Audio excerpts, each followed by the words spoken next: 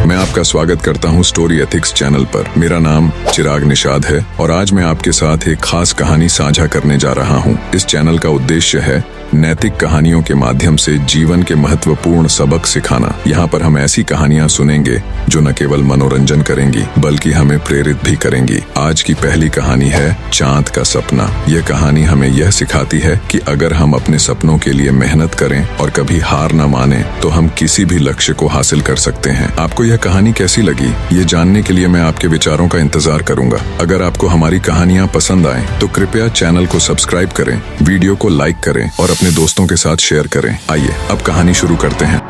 एक रात अमन ने अपनी माँ से कहा, माँ मैं चांद पर जाना चाहता हूँ। माँ ने मुस्कुराते हुए कहा, बेटा ये बहुत कठिन है पर अगर तुम मेहनत करोगे तो कुछ भी संभव है। अमन ने ठान लिया। उसने हर रात चांद को देखा और उसके बारे में पढ़ाई की। स्कूल में वह हमेशा कक्षा में पहला आता था। उसके शिक्षकों ने उसकी मेहनत की सराहना की, लेकिन गाँव वाले अभी भी उसका मजाक उड़ाते रहे। एक दिन गाँव में एक वैज्ञानिक आया। उसने बच्चों को विज्ञान के जादू दिखाए। अमन ने अपने सपने के बारे में बताया। वैज्ञानिक ने कहा, यदि तुम मेहनत करते रहोगे तो एक दिन तुम अपने सपने को साकार कर सकते हो। अमन ने मेहनत करना नहीं छोड़ा। कई सालों बाद जब वह बड़ा हुआ उसने विज्ञान में डिग्री हासिल की। उसकी कड़ी मेहनत और लगन ने उसे एक प्रसिद्ध वैज्ञानिक बना दिया। एक दिन उसे अपने सपने को पूरा करने का मौका मिला। उसे एक मिशन में शामिल होने के लिए चुना गया जो चांद पर जाने वाला था। अमन की खुशी का ठिकाना नहीं रहा। चांद पर पहुंचने के बाद अमन ने वहां खड़े होकर कहा, सपने सच होते हैं अगर आप मेहनत और दृढ़ता के साथ उन्हें पाने की कोशिश करें। इस कहानी से हमें यह सीख मिलती है कि सपने देखना और उन्हें पूरा करने के लिए मेहनत करना जरूरी है। कोई भी सपना बड़ा नहीं होता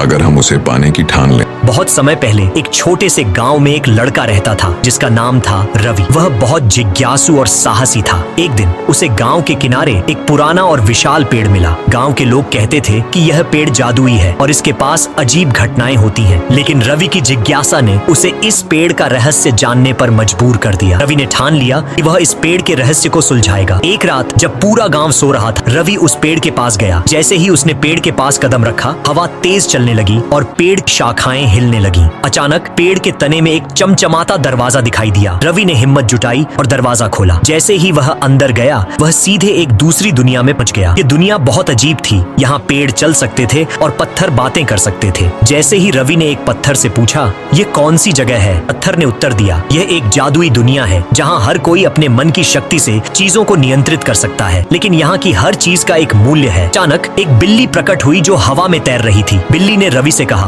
तुम्हारे पास 3 सवाल पूछने का मौका है। अगर तुम सही उत्तर दोगे तो तुम्हें अनमोल खजाना मिलेगा। रवि ने सोचा और पहला सवाल पूछा, तुम कौन हो? बिल्ली ने हंसते हुए कहा, मैं इस दुनिया की रक्षक हूँ। अब तुम्हारे पास केवल 2 सवाल बचे हैं। रवि ने दूसरा सवाल पूछा, इस दुनिया का असली उद्देश्य क्या है? बिल्ली ने जवाब दिया, यह दुनिया तुम्हारी हिम्मत और दृढ़ता की परीक्षा लेने के लिए बनाई गई है। अब रवि के पास आखिरी सवाल बचा था। उसने ध्यानपूर्वक सोचा और पूछा, खजाना कहाँ है? बिल्ली मुस्कुराई और बोली, तुम्हारा खजाना तुम्हारे अंदर ही है। ये तुम्हारा साहस और दयालुता है। जैसे ही बिल्ली ने यह कहा, वह गायब हो गई और रवि फिर से उस पेड़ के पास लौट आया। जब रवि ने पेड़ से बाहर कदम रखा, उसने देखा कि उसका गांव पूरी तरह से बदल गया है। अब गांव में पेड़ हवा में तैर रहे थे और लोग बिना कुछ कहे ही एक दूसरे के विचारों को समझ रहे थे। यहाँ की हर चीज जादुई और अविश्वसनीय थी। रवि समझ गया कि उसकी यात्रा ने इस गांव को हमेशा के लिए बदल दिया है। अब गांव के लोग रवि को जादूगर मानने लगे। वे उसकी ओर सम्मान से देखते थे और अपनी समस्याओं का समाधान पूछने उसके पास आते थे। लेकिन रवि जानता था कि असली जादू उसके साहस और अच्छाई में था। उसने गांव वालों को सिखाया कि असली जादू दूसरों की मदद करने और अपने दिल में दया और साहस रखने में है। रवि की इस अद्भुत यात्रा ने